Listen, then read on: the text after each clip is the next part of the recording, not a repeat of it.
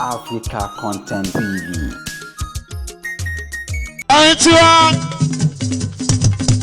ẹ̀yẹ́ máa ṣe ìwà gbọ́dọ̀ lórí social media ẹ̀dá kan tó rọ lọ́hùn lájọsọ tí mo ṣe lọ́sẹ̀ tó kọjá ọ̀pọ̀lọpọ̀ ló ń sọ lórí comment section aláwọ̀ wọn lálájì Saheed Òṣùpá ni mo ń bá wí ẹ ti sọ ti Pasuma kọjá o ìgbẹ́ Pasuma ni mo ń bá wí o. Àwọn tó ń jẹ́ mẹ́tọ̀ mi àwọn tí mo ń wò kọ́ṣe o lálájì Òṣùpá mi Saheed ìyọ̀bá orin. Alájì Saheed Òṣùpá ọmọ látọkùn bọ̀ Òṣùpá akọ́rọ̀dé mi Saheed Òṣùpá ọ̀tá lùlùbàjẹ́ òfun.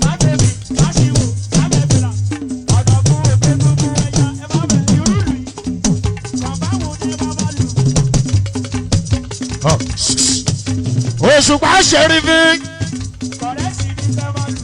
oníláìkẹsẹ̀ ti tẹ̀ ní o ànábì Saheed Òṣùpá mo béèrè pé ta lànà bí ta ni sábẹ́ ohun tí èyí mi ni mo béèrè ẹ ti wá fẹ́ ṣí mi gbọ́ táyé ẹ fẹ́ gbé mi kọ́ l'Òṣùpá Saheed ìyọ̀bọ̀ ni Òṣùpá o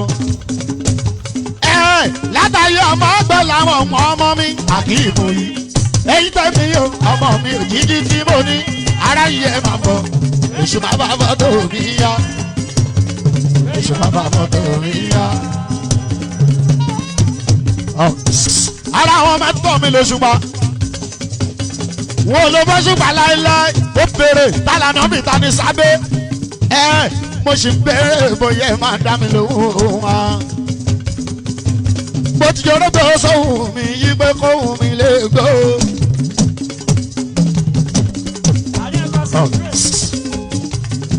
Bó ti jọ gẹ̀dẹ̀ mi ní sọ́hùn mi yí pé kóhùn mi lè dán. Bó ti jẹ kúkú dùnkù òkè lẹ́lẹ́hùn àrẹ́rẹ́. Bó ti jọrọ bẹ́ẹ̀ sọ́hùn mi yí pé kóhùn mi lè gbọ́. Òṣùpá ṣẹ́rí mi.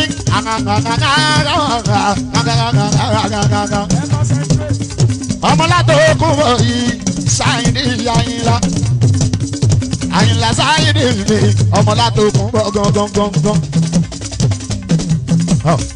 Òṣùpá ṣẹ́rífì ní láìkẹ́sẹ̀ ẹ ti tẹ̀ ní o ẹjọ́ wọn ò bóṣùpá o wọn ò bóṣùpá yín o wọn tó fún Saheed Òṣùpá o ọmọ látò kún bọ̀ Òṣùpá mo sì máa pèdè tó mórí wú.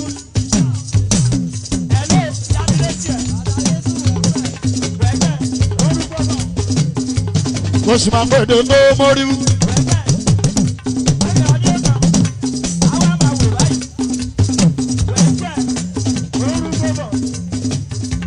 Mo sì máa pèdè tó mórí wú.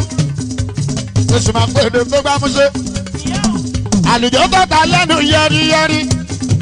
Tó bá di gbowó ọ̀rá gan lèyìn á tó mọ̀. Wọ́n fi pẹlẹbẹ jomi ògbọ́ kọ́kọ́ rí. Wọ́n fi sísan ara jomi ògbọ́ pọ́n yọ́jò. Wọ́n ní fi gbáyìn tí wàá débẹ̀ ní pé wọ́n ò Bálájì Saheed Òṣùpá wí. Ẹ fúnra o ẹ fúnra o. Báńsà fúnra ajá fúnra ajá méjì bọ́nílé òfúra ó lè ní oko torí Ọlọ́run ẹ fúnra o. Ẹ bá gbogbogbò bí ajá kọ̀kọ̀kọ̀ bí àgbò ẹ bá tẹnu bèbè ká tẹnu bàṣẹ.